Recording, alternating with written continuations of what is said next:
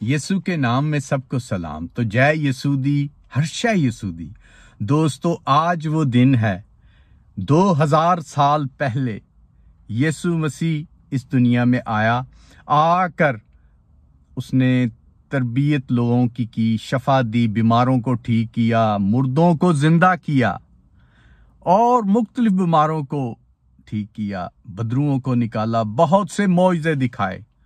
اور وہ آیا کس لیے تھا؟ آپ کے لیے، میرے لیے، پورے ورلڈ کے لیے، جگت کے لیے آیا تھا۔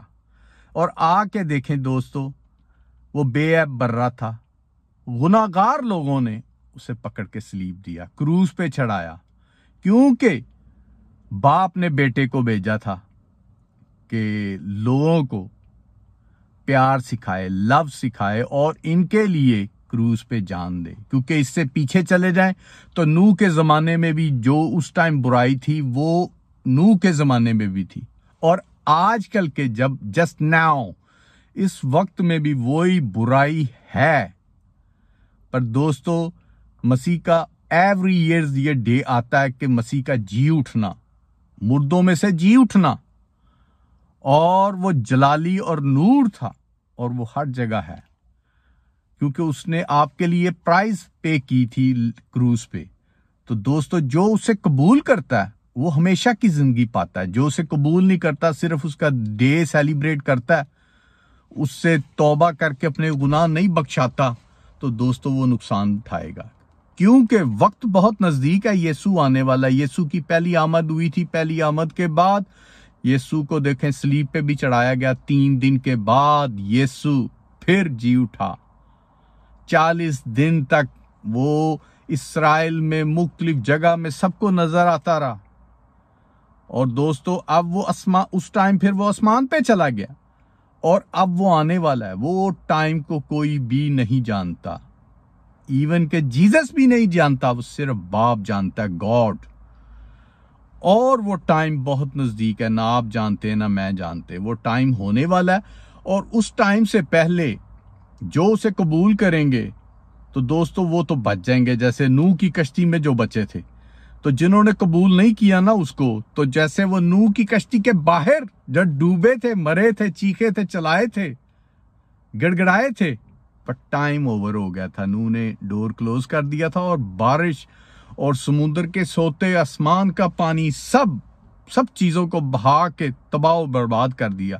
اسی طرح ہی پانی نہیں برسے گا، اب آگ برسے گی، آگ، گندک کی آگ میں تو ڈالے جائیں گے، پر اس سے پہلے آگ بھی برسے گی، اور بہت سی مشکلاتیں آئیں گی، پر بچیں گے وہی جو اس کو قبول کریں گے۔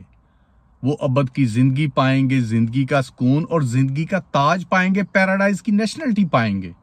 تو دوستو ان خوش نصیبوں میں سے آپ بھی ہو سکتے ہیں، پر آپ کو سب سے بڑا کام کرنا پڑے گا، پہلے اسے قبول کرنا پڑے گا، اس سے گزارش کرنی پڑے گی وہ آپ کے گناہ معاف کرے، پھر آپ ایمانداری سے اس کے پیچھے ہو لیں گے، اپنی جان دینے تک ایمانداری سے رہیں گے، ایمانداری کو نہیں چھوڑیں گے، تو دوستو آپ زندگی کا تاج پائیں گے، پیراڈائز کی نیشنلٹی پائیں گے۔